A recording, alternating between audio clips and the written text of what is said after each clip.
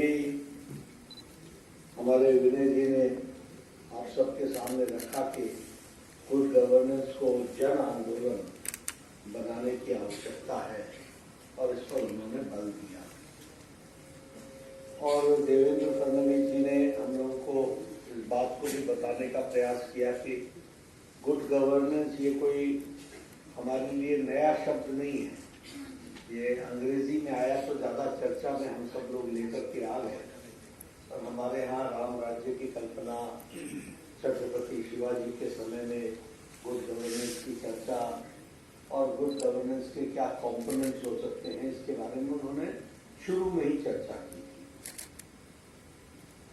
मुझे भी कहा गया है इस उद्घाटन में कि मैं गुड गवर्नेंस पर कुछ चर्चा करूं। सबसे पहले तो मैं आयोजकों को इस बात के लिए बधाई देना चाहता हूं कि आप इसको एक उत्सव के रूप में, एक सेलिब्रेशन के रूप में आप गुड गवर्नेंस को मना रहे हैं। इसके लिए मैं आयोजकों को इसके लिए बधाई देता हूं। कई बार ऐसा होता है कि जो मार्केट में भी, मार्केट शब्द अच्छा नहीं है, लेकिन समाज में जो प्रचलित विषय होते हैं उस पर बहुत चर्चा होती है और जो महत्वपूर्ण विषय होते हैं वो कई बार गौण हो जाते हैं। और मैं हमेशा उसको सार्वजनिक जीवन में कहता हूं, urgent work always overtakes important work.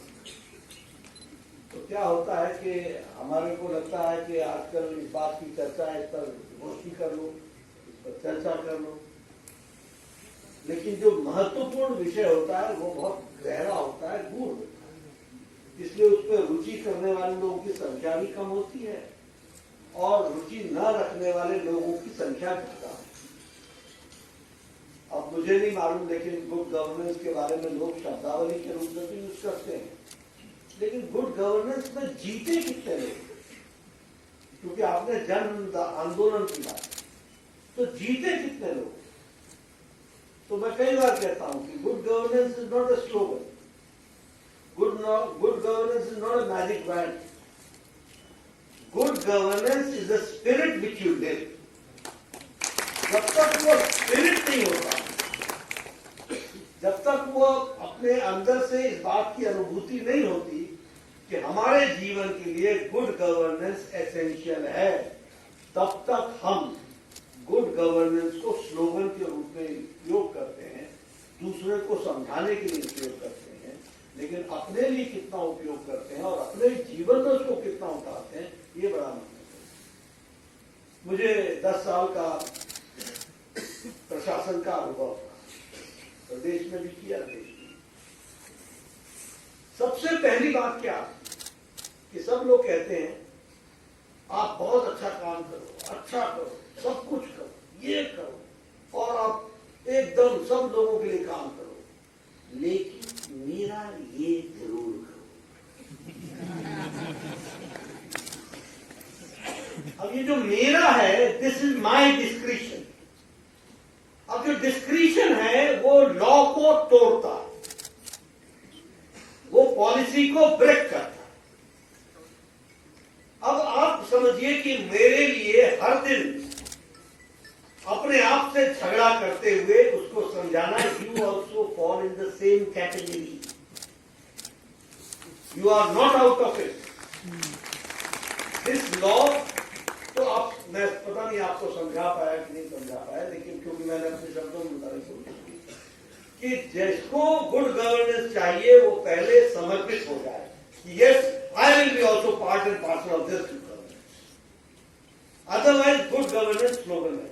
और अन्यथा गुड गवर्नेंस हमको डिजिटल माध्यम से जबरदस्ती आपके साथ करना पड़ेगा। इसलिए जब हम जन आंदोलन की बात करते हैं तो हमें इसमें स्टेक होल्डर्स का सपोर्ट चाहिए। अब मैं आपको बताता हूं, वैसे गुड गवर्नेंस के लिए बहुत सी बातें या बहुत से शब्दावली होती है, लेकिन good governance is a commitment. जब तक वो कमिटमेंट नहीं आता तब तक गुड गवर्नेंस उतरता नहीं। इसलिए सबसे पहली बात यह कि we need the policy makers and the stakeholders need to be committed to the principles of good governance. एक तो ये हमको ध्यान में रखना चाहिए। और दूसरा कि इसको इम्बाइब करना चाहिए, हम अपने जीवन में उतार लें और इसमें अपने आप को सुखी समझे। छोटी सी बात होती है, अब मालूम है कि सब कुछ लाइन से मिलना है, लेकिन लाइन तोड़ने की प्रथा हमारी आदत हमारी बनी हुई है। कोई रास्ता हो सकता है, कोई रास्ता। तो क्या होता है, ultimately it is the government by the people for the people of the people. तो हमको फिर उसके साथ उसको एजुकेट करना पड़ता है, और इसलिए मैं कहता हूं कि गुड गवर्नेंस की बात करें तो कमिटमेंट भी चाहिए और इन्वाइट करने की ताकत भी होनी चाहिए इस बात को।